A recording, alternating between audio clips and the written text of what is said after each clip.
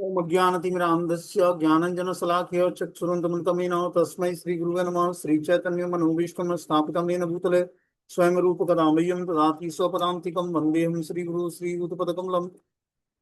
श्रीगुरून् वैष्णवाचं श्रीरूपं साग्रजातं सागण रघुनाथान्वितं तं सजीवं साद्वैतं सावधूतं परिजनसहितं कृष्णचैतन्यदेवं श्रीराधाकृष्णपादान् सगणललिता श्रीविशाखान्वितांश्च नारायणं नमस्कृत्यं नरं चैव नरोत्तमं देवीं सरस्वतीं व्यासं ततो जयमुदीरयेत्।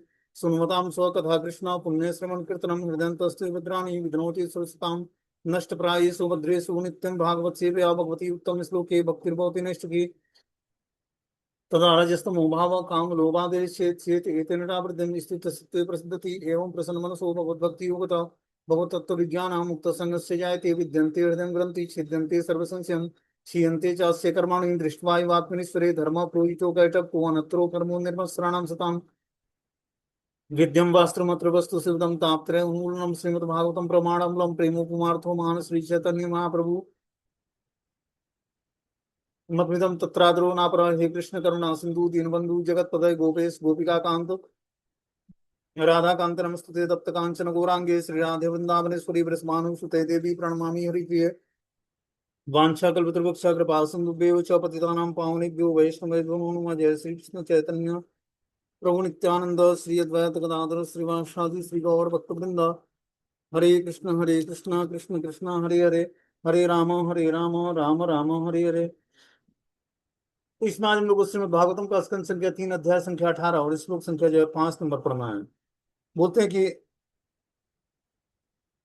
त्वयि स्थिते गदया शीर्ष शीर्णम यस्मद्भुजम अच्युतया ये च तुभ्यं बलि हरेस्य वृषभयो ये च देवा स्वयं सर्वे न भविष्य अत्यंत मूला। असुरों ने आगे कहा कि जब मेरी भुजाओं में फेंकी गई गदा द्वारा तुम्हारा सिर फट जाएगा और तुम मारे जाओगे तो देवता तथा ऋषि जो तुम्हें भक्ति बस नमस्कार करते तथा भेंट चढ़ाते हैं स्वतः मृत हो जाएंगे, जिस प्रकार बिना जड़ के वृक्ष नष्ट हो जाता है। ये किसने बोला? असुरराज हिरण्याक्ष ने। किससे? भगवान बराहदेव से। असुर ने कहा कि जब मेरी भुजाओं से फेंकी गई गदा द्वारा तुम्हारा सिर फट जाएगा तो तुम मर जाओगे तो देवता तथा ऋषि जो तुम्हें भक्ति बस नमस्कार करते और भेंट चढ़ाते हैं स्वतः ही मृत हो जाएंगे, जिस प्रकार बिना जड़ के वृक्ष नष्ट हो जाता है। तो यह असुर का कहना था कि मेरी गदा के प्रहार से तुम्हारा जो है सर फट जाएगा और जो तुम्हें देवता और ऋषि तुम्हें भक्ति बस नमस्कार करते हैं और भेंट चढ़ाते हैं वो तुम्हारे मृत्यु को देखकर वो स्वतः ही मृत्यु को प्राप्त कर जाएंगे। तात्पर्य में बता रहे कि जब देवता शास्त्रोक्त विधि से भगवान का अर्चन करते हैं तो असुर अत्यंत विचलित होते हैं। वेदों में 9 जिज्ञासु भक्त के लिए 9 प्रकार की भक्ति बताई गई है। यथा ईश्वर के लिए पवित्र नाम का श्रवण तथा जप करना, इसका सदा स्मरण करना, माला में हरे कृष्ण महामंत्र का जप करना, मंदिर में श्री विग्रह रूप में भगवान की पूजा करना, कृष्ण भक्ति में संलग्न रहना जिससे संसार में पूर्ण शांति के लिए साधु पुरुषों की संख्या में वृद्धि हो। जब व्यक्ति कृष्ण भक्ति में संलग्न रहता है तो क्या होता है? संसार में पूर्ण शांति बनी रहती है और साधु पुरुषों की संख्या में वृद्धि होती है। कब? जब संकीर्तन होता है। संकीर्तन बस अपने लिए ही प्रॉफिटेबल नहीं होता। संसार मतलब संकीर्तन करने से एक तो होता है जपा करना, दूसरा है संकीर्तन करना। संकीर्तन मतलब उच्च स्वर से भगवान के नाम का कीर्तन करो। उससे क्या होता है? वो कीर्तन के वाइब्रेशन से पूरा वातावरण पवित्र हो जाता है।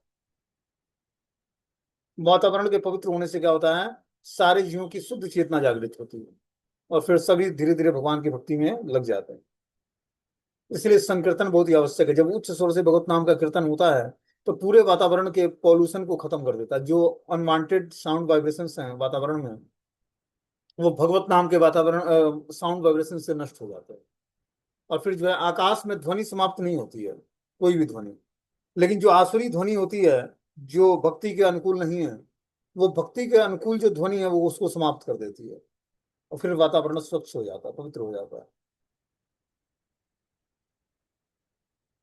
बता रहे हैं यहाँ पर कि जो है असुरों को ऐसे कार्य पसंद पसंद नहीं है। असुर सदैव ईश्वर तथा उनके भक्तों से ईर्ष्या करते हैं। उनका एक यह प्रचार रहता है कि मंदिर या गिरजाघर में पूजा न की जाए और इंद्रिय तुष्ट के लिए सारी भौतिक उन्नति की जाए।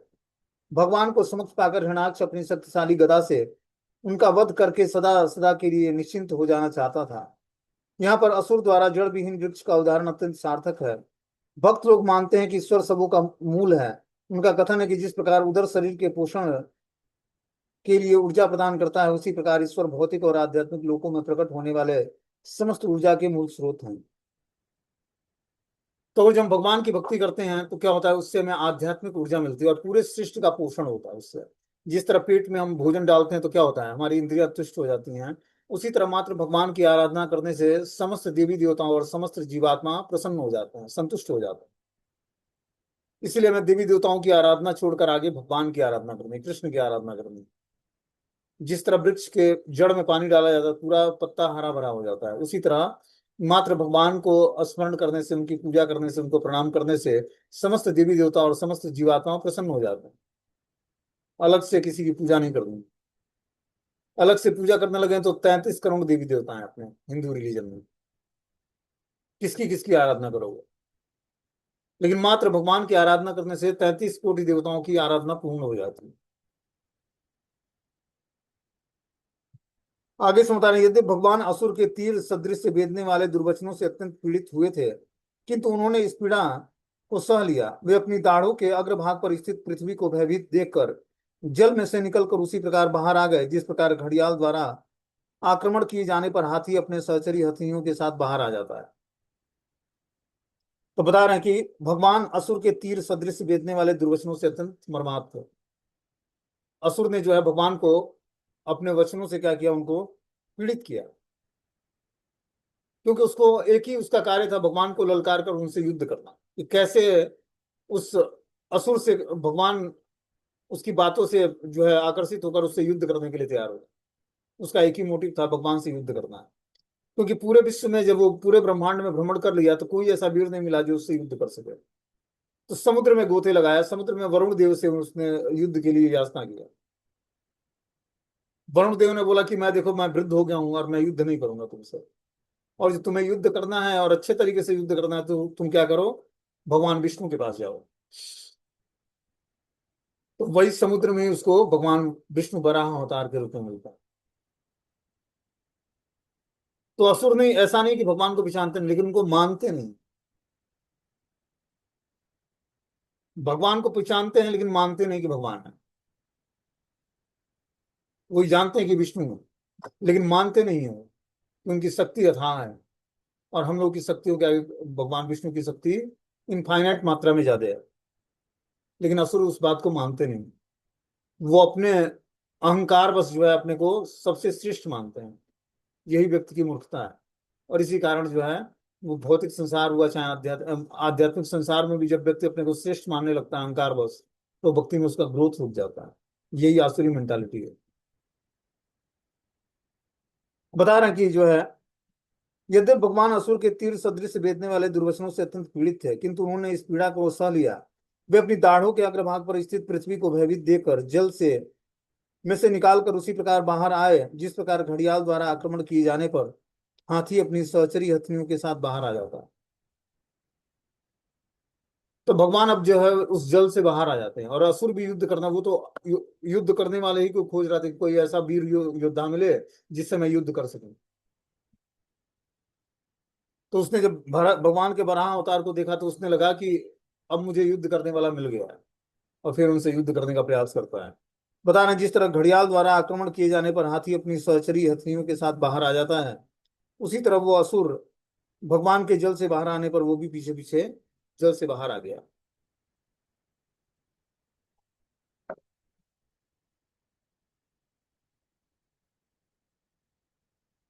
सुनहले वालों और भयानक दांतों वाले उस असुर ने जल से निकलते हुए भगवान का उसी प्रकार पीछा किया जिस प्रकार कोई घड़ियाल हाथी का पीछा कर रहा हो। उसने बिजली के समान कड़क कर रहा कहा, क्या तुम अपने ललकारने वाले प्रतिद्वंदी के समक्ष इस प्रकार भागते हुए लज्जित नहीं हुए हो? निर्लज्ज प्राणियों प्राणियों के लिए कुछ भी निंदनीय नहीं है। तो इस तरह बता रहे हैं कि जो है सुनहले बालों और भयानक दांतों वाला वो असुर जो है जल से बाहर निकल आता है, भगवान का पीछा करने लगता है।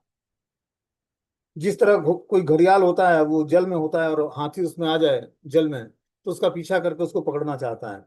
उसने बिजली के समान कड़क कर रहा था। वो असुर जो है बिजली के समान जो है जिस तरह बिजली कड़कती है आसमान में, उसी तरह वो भी युद्ध करने के लिए भगवान के सामने कड़क रहा था, ललकार रहा था भगवान को। क्या तुम अपने ललकारने वाले प्रतिद्वंदी के समक्ष इस प्रकार भागते हुए लज्जित नहीं हो रहे हो? निर्लज्ज प्राणियों के लिए तुम कुछ भी निंदनीय नहीं है। इस प्रकार भगवान को निर्लज्ज कहकर संबोधित करता है कि आप निर्लज्ज प्राणी हो, इसलिए आप निंदनीय हो। बता रहे हैं, जब भगवान पृथ्वी का उद्धार करने के लिए उसको अपनी भुजाओं में लेकर पानी से बाहर आ रहे थे, तो उस असुर ने अपमान सूचक शब्दों के द्वारा उनका उपहास किया। किंतु भगवान ने इसकी परवाह नहीं की, क्योंकि उन्हें अपने कर्तव्य का बोध था। कर्तव्यनिष्ठ व्यक्ति के लिए कोई भय नहीं रहता है। इसी प्रकार जो शक्तिशाली है, उन्हें अपने शत्रु के उपहास या कटु वचनों में से किसी प्रकार का भय नहीं लगता। भगवान को किसी से डरने की कोई बात नहीं थी, तो भी वे अपने शत्रु की उपेक्षा करते हुए उसके प्रति दयालु बने रहे। यद्यपि वे एक प्रकार से ललकार ललकार से भाग रहे थे, किंतु पृथ्वी को संकट से बचाने के उद्देश्य से उन्होंने हिरणाक्ष के व्यंग्यपूर्ण वचनों को सह लिया। तो एक्चुअल में असुर जो है युद्ध करना चाहता था, और भगवान अपनी दाढ़ों पर जो है पृथ्वी को धारण किए हुए थे। तो वो सारे व्यंग्यपूर्ण बातों को सहते रहे, क्योंकि उनको उद्देश्य था पृथ्वी को पहले जल पर स्थापित किया जाए। ऐसा असुर था कि उसने पूरे ब्रह्मांड को ले जाकर जल के, गर्भोदक सागर के जल के निचले स्तर पर छिपा दिया। देखो, इतना बड़ा ब्रह्मांड, इतनी बड़ी पृथ्वी को कैसे वो ले जाकर समुद्र के गर्त में छिपा दिया। तो भगवान को सूकर अवतार लेना पड़ा। तो इस प्रकार भगवान को अपने व्यंग्यपूर्ण वचनों से ललकारता, और भगवान उस सबको सहकर और पृथ्वी को संकट से बचाने के उद्देश्य से क्या करते हैं, सारे व्यंग्यपूर्ण वचनों को सह लेते हैं। बोलते हैं, भगवान ने पृथ्वी को लाकर जल की सतह पर अपनी दृष्टि के सामने रख छोड़ा, और अपनी निजी शक्ति को उसमें स्थानांतरित कर दिया, जिससे वह जल पर तैरती रहे। शत्रु के देखते देखते ब्रह्मांड के सृष्टा ब्रह्मा जी ने उसकी स्तुति की, और अन्य देवताओं ने उस पर फूलों की वर्षा की। तो इस प्रकार भगवान ने पृथ्वी को लाकर जल की सतह पर अपनी दृष्टि के सामने क्या किया, स्थापित कर दिया। और इस प्रकार स्थापित करके अपनी निजी शक्ति से उसमें स्थानांतरित कर दिया, जिससे वह जल पर तैरने लगे। भगवान ने उसमें शक्ति संचारित किया, जिससे पृथ्वी जल पर तैरती है। पृथ्वी के नीचे जब हम खुदाई करते हैं तो क्या होता है, जल निकलता है। तो पृथ्वी के नीचे जल है, भगवान ने जल पर इसको स्थापित किया है, पूरे ब्रह्मांड को। ये है भगवान की शक्ति, कि जल पर कोई वस्तु का तैरा दी, इतना बड़ा ब्रह्मांड जो है जल पर तैर रहा है, जिसका जो नापने लगा जाए तो लंबाई चौड़ाई पता नहीं लगेगी, तो कहाँ से शुरू हुआ और कहाँ से खत्म हुआ। मतलब ऐसा नहीं पूरे ब्रह्मांड में बस भारत ही नहीं आता है, जितने ऊपर नीचे सात प्लेनेट जो है, सात प्लेनेट ऊपर और छह प्लेनेट ऊपर और छह प्लेनेट नीचे, उसमें से पृथ्वी बीच में है। तो पृथ्वी जो पूरा ब्रह्मांड है, जितने भी देश हैं इसमें, सारे पूरा ब्रह्मांड है, मतलब पृथ्वी एक ब्रह्मांड है। इस तरह छह ब्रह्मांड ऊपर और सात ब्रह्मांड नीचे हैं।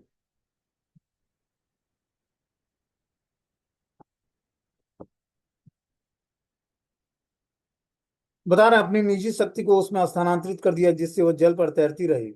शत्रु को देखते देखते ब्रह्मांड के सृष्टा ब्रह्मा जी ने उसकी स्तुति की, और अन्य देवताओं ने उस पर फूलों की वर्षा की। असुर लोग यह कभी नहीं समझ पाएंगे कि पूर्ण पुरुषोत्तम भगवान ने जल पर पृथ्वी को किस प्रकार तैरा दिया। किंतु भक्तों के लिए भगवान का यह कृत्य तनिक भी आश्चर्यजनक नहीं है। तो जो भगवान का भक्त नहीं है, वो भगवान की शक्तियों से वाकिफ नहीं है। उसको लगता है कि कैसे जल पर पृथ्वी तैर सकती है। देखो, पत्थर को भगवान श्री राम के भक्त बानरों ने क्या किया, उस पर राम लिखकर उसको तैरा दिया। तो भगवान के लिए कुछ भी संभव है, भगवान कुछ भी कर सकते हैं। भगवान जल पर पृथ्वी को स्थापित कर सकते हैं, और हर एक कार्य भगवान का एक यूनिक स्तर पर है। वो कुछ भी दिव्य स्तर पर कुछ भी कर सकते हैं। हमने एक बार स्टोरी सुनाई थी, एक बार नारद मुनि एक ब्राह्मण के पास आते हैं और एक मोची के पास आते हैं। तो ब्राह्मण जो है रोज वेद पाठ करता था, और बहुत सारे श्लोका याद करता था, भगवत गीता पाठ करता था, वेदों का पाठ करता था। तो नारद मुनि से बोला कि हे नारद मुनि, आपको प्रणाम है, आप भगवान के धाम में जाया करते हैं, तो एक बार भगवान से पूछिएगा कि हमें अपने धाम में कब बुलाएंगे। तो नारद मुनि ने बोला ठीक है, मैं जाऊंगा तो पूछ के आऊंगा। उसके बाद नारद मुनि एक मोची के पास जाते हैं, जो जूता सिल रहा होता है और भगवान के नाम का उच्चारण कर रहा होता है। तो मोची ने भी यही बात कहा है कि हे नारद मुनि, आप भगवान के बहुत ही निजी निकटतम वो हैं, मतलब पार्षद हैं। आप भगवान से पूछिए कि मुझे अपने धाम में कब बुलाएंगे भगवान। तो नारद मुनि बैकुंठ में जाते हैं भगवान के सामने। उन्होंने बोला, भगवान आपके दो भक्त हैं और दोनों का एक ही क्वेश्चन है कि भगवान अपने धाम में कब बुलाएंगे हमें। तो भगवान ने बोला, देखो, जो ब्राह्मण जो वेद पाठ करता है और जो है प्रकांड विद्वान है, वो जिस बरगद बरगद के पेड़ के नीचे बैठकर ये सब करता है, उतना टाइम लगेगा जितने उसमें पत्ते हैं, उतना उतने जीवन लगेगा, तब जाकर वो वापस आएगा हमारे पास। और मोची इसी जीवन में हमारे पास आ जाएगा, वापस आ जाएगा। अब तुम जाकर एक बात उनसे बोलना कि वो पूछे कि भगवान बैकुंठ में क्या कर रहे थे, तो उनको बोलना कि जो है सुई के छेद से हाथी को निकाल रहे थे और फिर हाथी को प्रवेश करा रहे थे। तो नारद मुनि जो है आते हैं और पहले ब्राह्मण के पास जाते हैं। तो ब्राह्मण ने पूछा कि भाई, बैकुंठ में भगवान बैकुंठपति क्या कर रहे थे। तो नारद मुनि ने बताया कि एक सुई की छेद से भगवान एक हाथी को निकाल रहे थे और हाथी को प्रवेश करा रहे थे। तो उस ब्राह्मण को विश्वास नहीं कि ऐसा कैसे हो सकता है, एक छोटी से सुई के छेद में कैसे हाथी प्रवेश कर सकती है और कैसे हाथी उससे बाहर निकल सकती है। लेकिन यही बात जब मोची सुना तो वो नाचने लगा। उन्होंने बोला, हमारे प्रभु कुछ भी करने में सक्षम है। वो एक सुई की नोक से हाथी को निकाल भी सकते हैं और प्रवेश भी करा सकते हैं और बाहर भी निकाल सकते हैं। तो यही है भगवान पर विश्वास। अगर जब हम भगवान की शक्तियों पर विश्वास कर लें तो बहुत जल्दी भगवान को प्राप्त कर लेंगे। ब्राह्मण वेद पाठ तो करता था, लेकिन भगवान की शक्तियों पर विश्वास नहीं था उसको। लेकिन एक मोची जीता जूता सिलते हुए राम का नाम लेता था, लेकिन उसको भगवान पर पूर्ण विश्वास था। इसलिए भगवान ने बोला कि मोची तो इसी जीवन में हमारे धाम चलाएगा।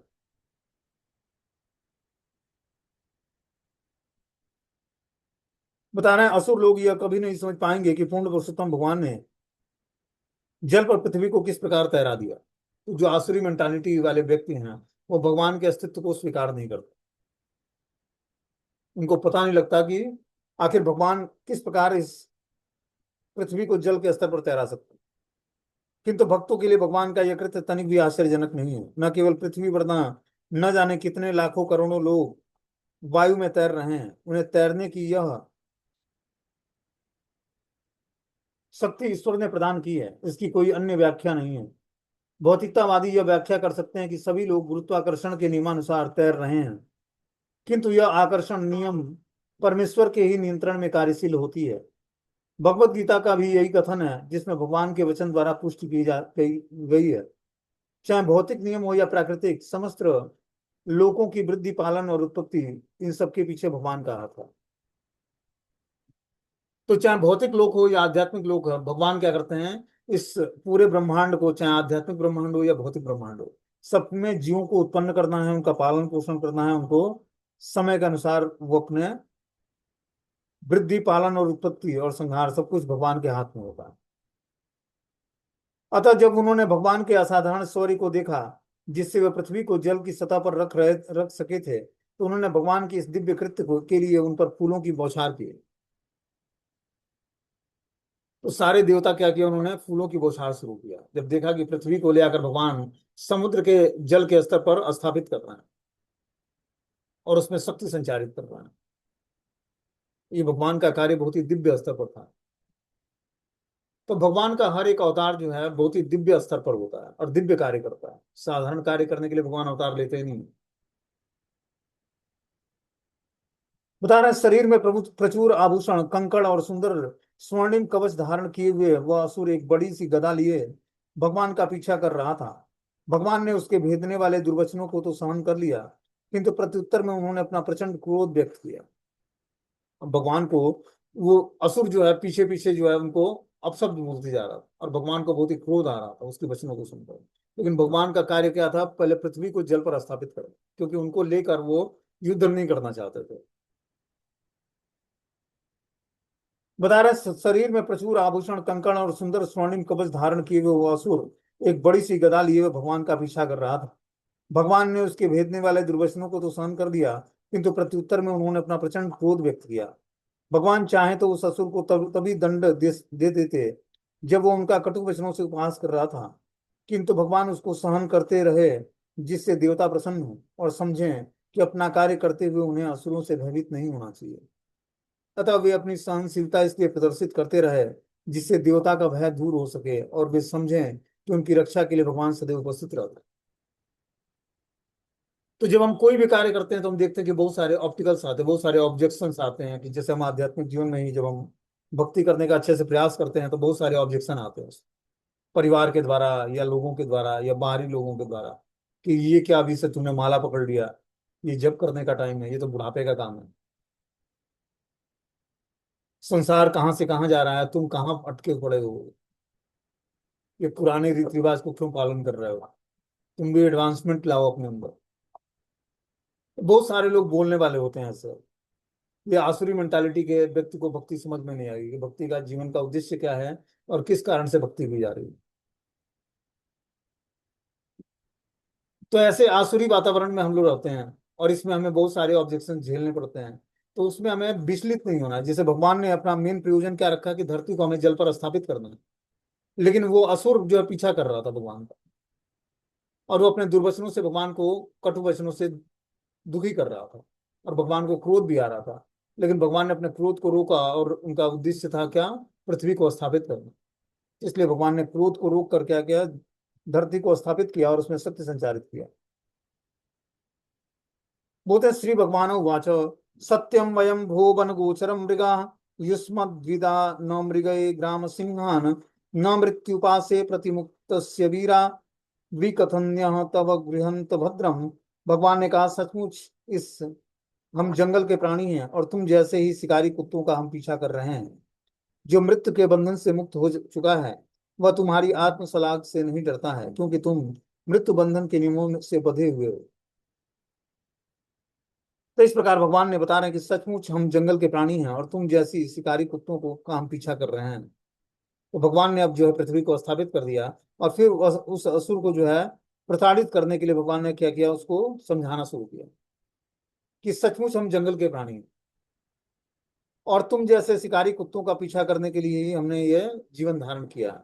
जो मृत्यु के बंधन से तुम्हें मुक्त कर चुका है वह तुम्हारी आत्मसलागा से नहीं डरेगा, क्योंकि तुम मृत्यु बंधन से के नियमों से बधे हुए हो। उस असुर को लगता था कि मैं अमर हो गया,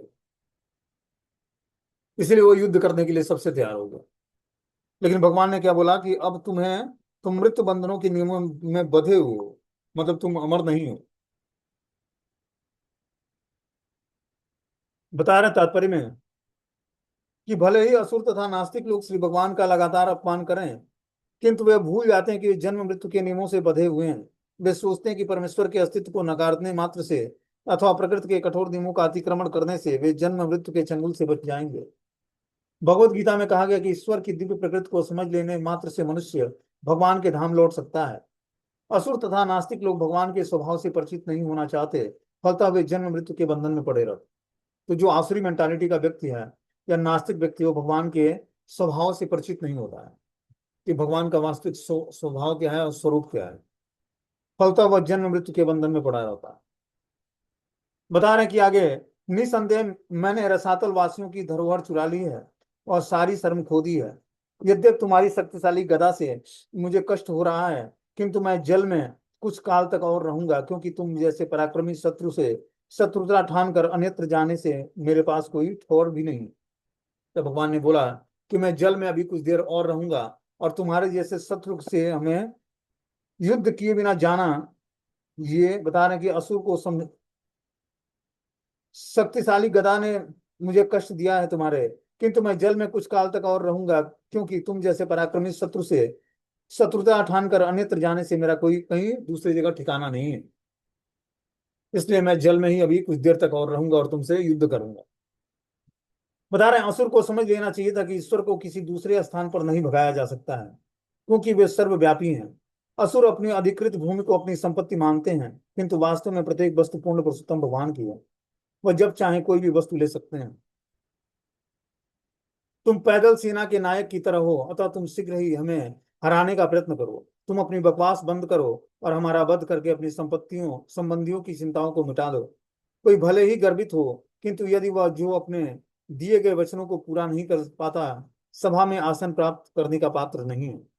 क्या बता रहे हैं कि तुम पैदल सेना के नायक की तरह हो, अतः तुम शीघ्र ही हमें हराने का प्रयत्न करो। भगवान ने बोला कि जिस तरफ सेना का नायक पैदल हो और चारों तरफ से उसको विपत्ति घेरी रहती है, जब वो पैदल चलता है तो रथ पर होता है तो थोड़ी सी ऊंचाई पर होता है, और रथ पे सारथी होता है, घोड़े होते हैं, और रथ पर थोड़ा सा वो पैदल चलने से ज्यादा सुरक्षित होता है। वही यहाँ पर भगवान उपमा दे रहे हैं कि तुम पैदल सेना के नायक की तरह हो, अतः तुम शीघ्र ही हमें हराने का प्रयत्न करो। तुम अपनी बकवास बंद कर दो और हमारा वध करके अपनी संबंधियों की चिंताओं को मिटा दो। कोई भले ही गर्वित हो, किंतु यदि वह जो अपने दिए गए वचनों को पूरा नहीं कर पाता है, सभा में आसन प्राप्त करने का पात्र नहीं है। असुर भले ही सुरवीर हो और विशाल पैदल सेना का नायक हो, किंतु पूर्ण पुरुषोत्तम भगवान के सामने वह शक्तिहीन हो रहते हैं, और उनकी मृत्यु अवश्य संभावी है। अतः भगवान ने असुर को ललकार की, भागो नहीं, अपितु मेरा वध करने का अपना वचन पूरा करो। तो भगवान ने बोला कि तुमने वचन लिया है कि मैं विष्णु का वध करूंगा, तो मेरा वध करो और क्या करो, अपनी इच्छाओं को तृप्त करो। असुर अभी तक ललकार रहा था भगवान को। अब भगवान ने पृथ्वी को जब स्थापित कर दिया, तब उसको अब अपना पराक्रम दिखाना चाह रहे थे वो, इसलिए भगवान ने ऐसा बोला। आगे इस पर मैत्रेय बोलते हैं कि मैत्रेय उवाच सो अधिक क्षिप्तो भगवताम प्रलब्धस्य रुषावृषम आज हारुर लवणम क्रोधम प्रणया मानो हिराडिवम। श्री मैत्रेय ने कहा, जब श्री भगवान ने उस असुर को इस प्रकार ललकारा तो वह क्रुद्ध और क्षुब्ध हुआ, और क्रोध से इस प्रकार कांपने लगा जिस प्रकार छेड़ा गया हुआ विषधर सर्प कांपता है। बता रहे तात्पर्य में कि सामान्य पुरुष के समक्ष नाग अत्यंत डरावना हो जाता है, किंतु सपेरे के समक्ष तो वह खेलने की वस्तु बन जाता है। इसी तरह भले ही कोई असुर अपने प्रभाव क्षेत्र में कितना ही शक्तिशाली क्यों न हो, किंतु भगवान के समक्ष वह निरीह होता है। तो यहाँ बता रहे हैं कि जो है, सामान्य पुरुष के समक्ष नाग अत्यंत डरावना हो जाता है,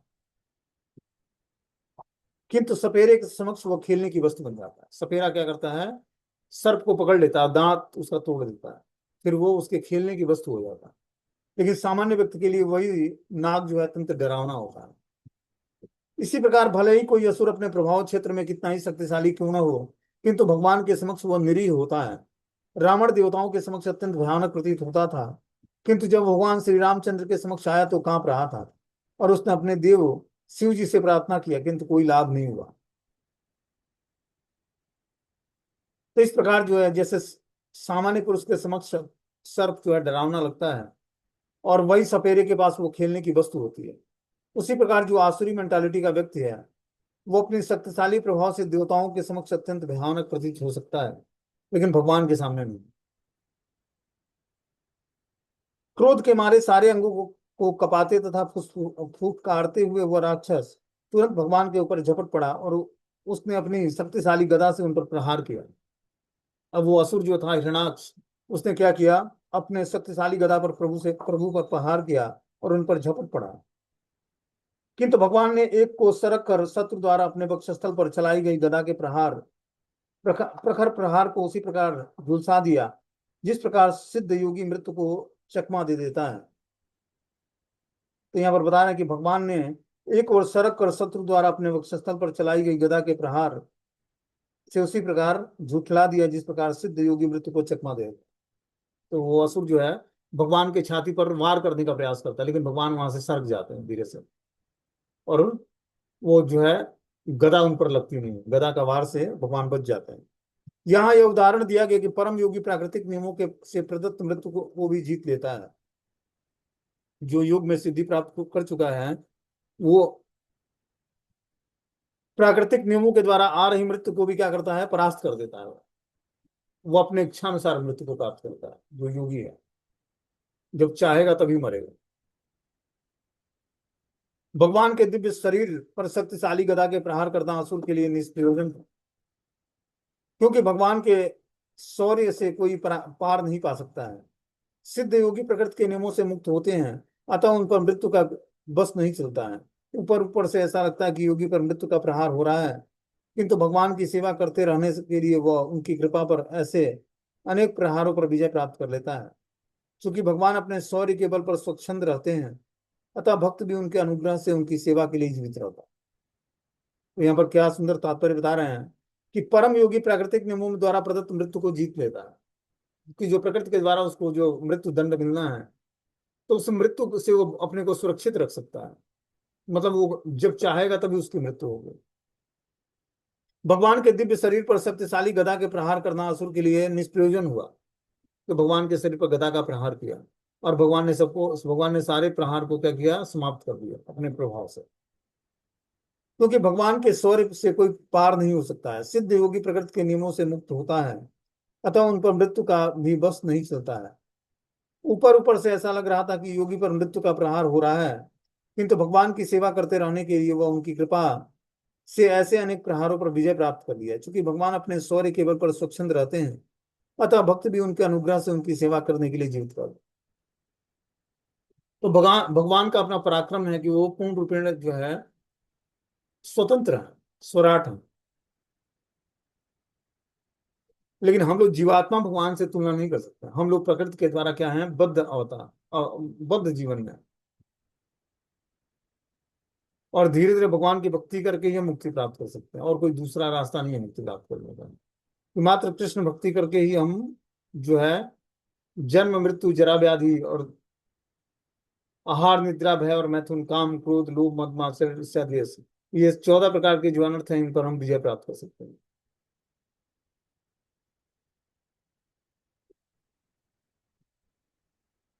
बताया जब भगवान ने अपनी गदा से शत्रु की दाहिनी भुवों पर प्रहार किया,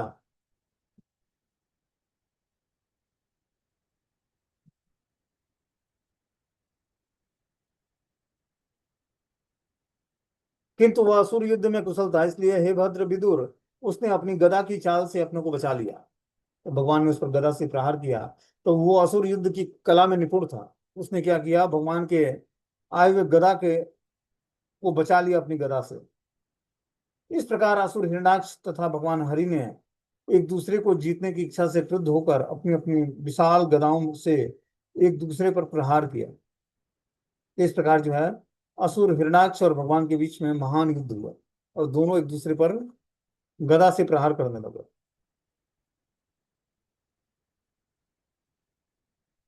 दोनों योद्धाओं में तीखी स्पर्धा हुई। दोनों के शरीर पर एक दूसरे के नुकीले गदाओं से चोट लगी थी, और अपने अपने शरीर से बहते हुए रक्त की गंध से वे अधिकाधिक क्रुद्ध हो रहे थे। जीतने की उत्कंठा से वह तरह तरह की चालें चल रहे थे, और उनकी यह मुठभेड़ वैसे ही प्रतीत होती जैसे किसी गाय के लिए दो बलवान साढ़ लड़ रहे हैं। तो यहाँ बता रहे हैं कि जो है दोनों योद्धा में तीखी स्पर्धा हुई आपस में।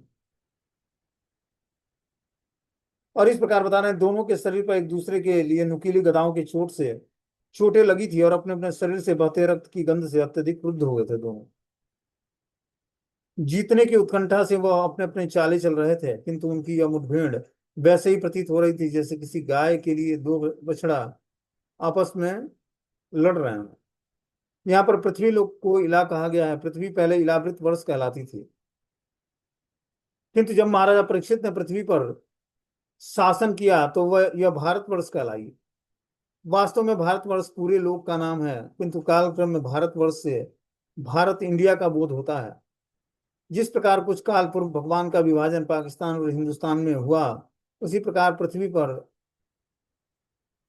इलावृत वर्ष कहलाती है। किंतु ज्यो ज्यो समय बीतता गया, इसकी अनेक राष्ट्रों की सीमाओं में बटा हुआ। तो कालक्रम में क्या हुआ, इस पृथ्वी में जो इलावृत वर्ष था उसका विभाजन हो गया। बता रहे हैं कुरुवंश वराह रूप में प्रकट श्री भगवान तथा असुर के मध्य विश्व के निमित्त होने वाले भयंकर युद्ध को संसार के हेतु देखने के लिए ब्रह्मांड के परम स्वतंत्र देवता ब्रह्मा अपने अनुयायी सहित आए। तो जो भगवान और वराह देव और जो है असुर हिरण्याक्ष के बीच युद्ध हो रहा था, उसको देखने के लिए स्वयं जो है ब्रह्मा जी उपस्थित होते हैं। महान युद्ध था, और सारे देवी देवता फूलों की बारिश करने लगे। इस प्रकार ब्रह्मांड के परम स्वतंत्र देवता ब्रह्मा अपने अनुयायियों सहित वहां पर प्रेजेंट हो गए, उपस्थित हो गए। बता रहे पूर्ण पुरुषोत्तम भगवान तथा असुर के युद्ध की तुलना गाय के लिए लड़ने वाले दो साढ़ों के युद्ध से हुई है।